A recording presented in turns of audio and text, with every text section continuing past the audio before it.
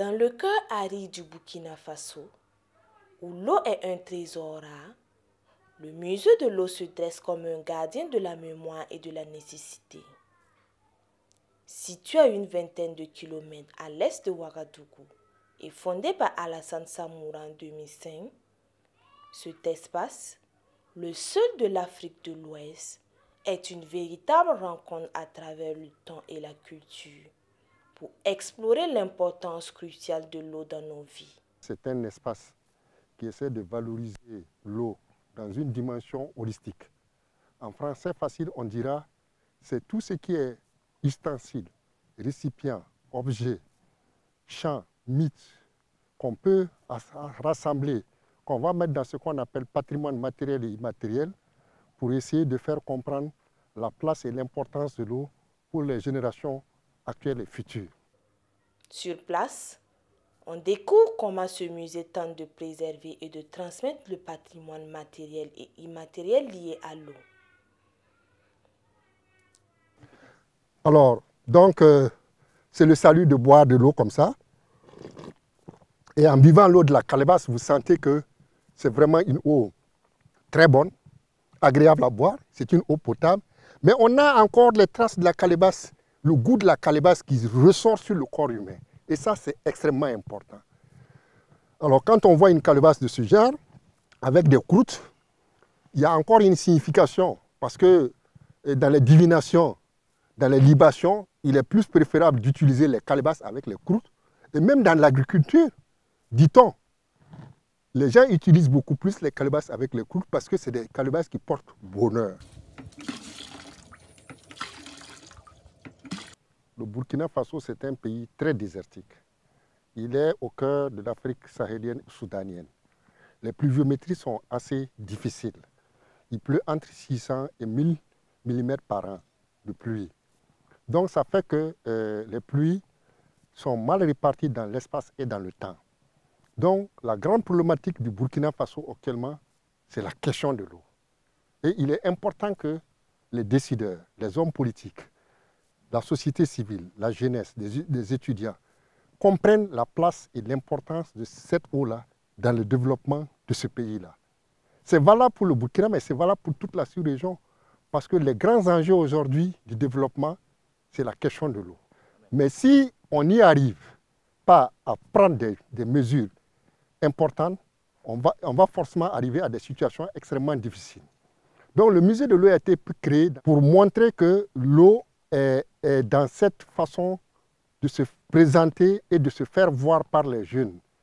Mais c'est aussi un éveil de conscience et de prise de conscience d'une population, d'un ensemble de personnes et de femmes, d'un ensemble de communautés qui doivent nous faire réfléchir sur la question de l'eau, avec lesquelles aussi on va réfléchir sur les grandes problématiques de l'eau. Tant qu'on ne connaîtra pas la ressource eau, on ne pourra pas avancer. Il y a beaucoup de choses autour de l'eau que l'homme a tendance à banaliser. Un exemple, entre l'or et l'eau, je crois que beaucoup vont aller sur l'or et puis laisser l'eau. L'or a une valeur marchande, mais l'eau n'a même pas de valeur. L'eau est vitale, elle fait partie de la vie. Des pas de géant, symbolisant les 5 km que les femmes parcourent chaque jour pour trouver de l'eau, est une belle illustration de cet endroit. Alors, dans cet espace, on essaie de montrer un peu la notion de la corvée de l'eau à travers ce qu'on appelle les pas de géant. Et les pas de géant, on en a 5. Et ces 5 pas symbolisent les 5 km que la femme burkinabé marche par jour pour aller chercher de l'eau. C'est énorme. 5 km par jour, pour quelle quantité d'eau et pour quelle qualité d'eau.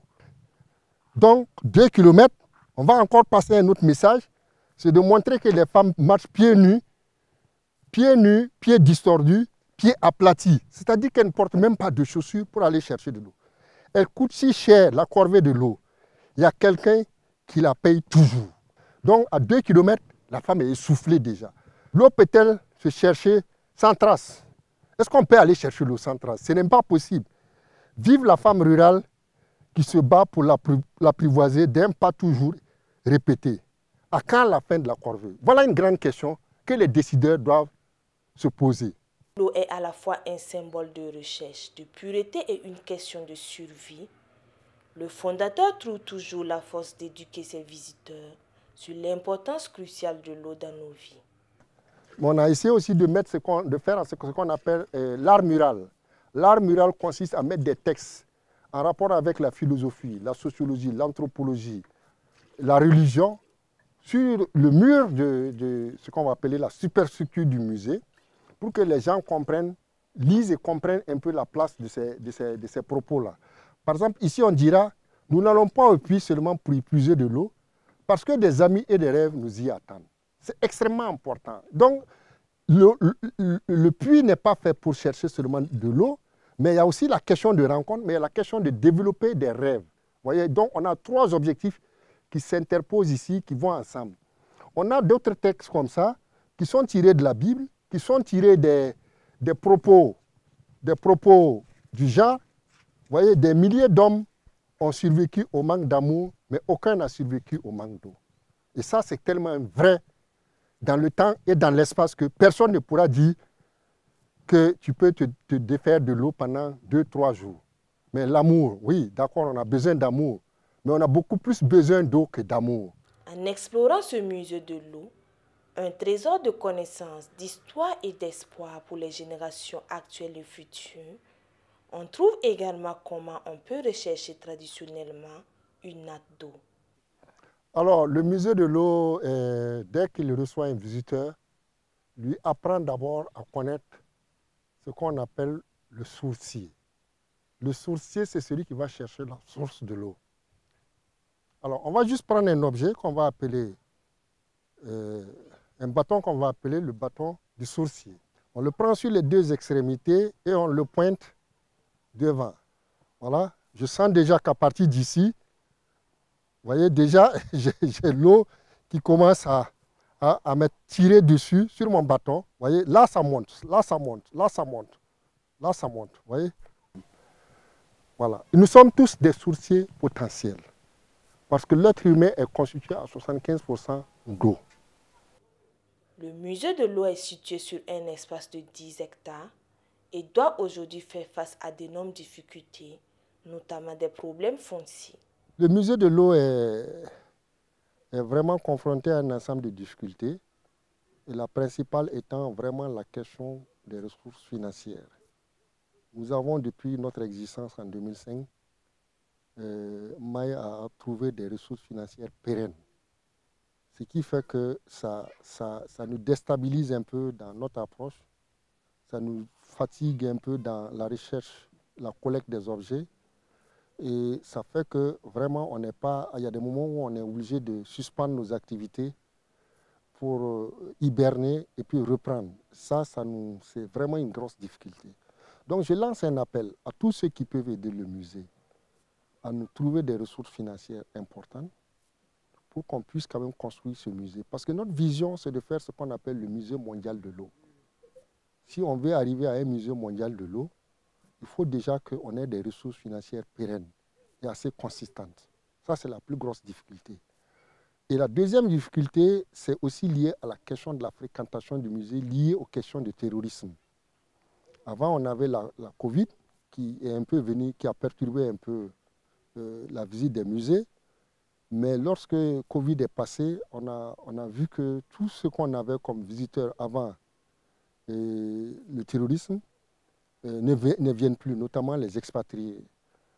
Ça, c'est une grande difficulté si les gens ne viennent pas visiter le musée. Le Burkinabé n'a pas la culture d'aller visiter les musées. Et nous sommes en train de travailler dans ce sens. Nous, comme le ministère de la Culture, le ministère de l'Eau, travaillons de sorte que les gens puissent aller visiter les musées parce que ce sont des espaces d'apprentissage et de connaissance et d'éducation. Et ça, c'est extrêmement important. Et de plus en plus, il y a des écoles qui font des efforts pour visiter les musées. Mais nous voulons dire que ça doit être de fait, dans les programmes des écoles du Burkina, la visite des musées. Et des politiques doivent accompagner tout ça. Donc voilà un peu la deuxième difficulté à laquelle nous sommes confrontés. La troisième difficulté, c'est un problème foncier. Nous sommes sur 10 hectares. Comme je l'ai dit, la vision, c'est de faire un musée mondial de l'eau. Mais sur les 10 hectares, depuis 4 ans, 2 ans, nous sommes confrontés à des prédateurs fonciers qui sont venus nous prendre 2 hectares, après ensuite 2 autres hectares. Donc nous ont pris 4 hectares. Et ça nous crée de sérieux problèmes. Alors on est venu créer, même les arbres que nous avions plantés, ils ont tout enlevé, ils ont parcellisé, ils ont commencé à vendre à des personnes qu'on ne connaît même pas.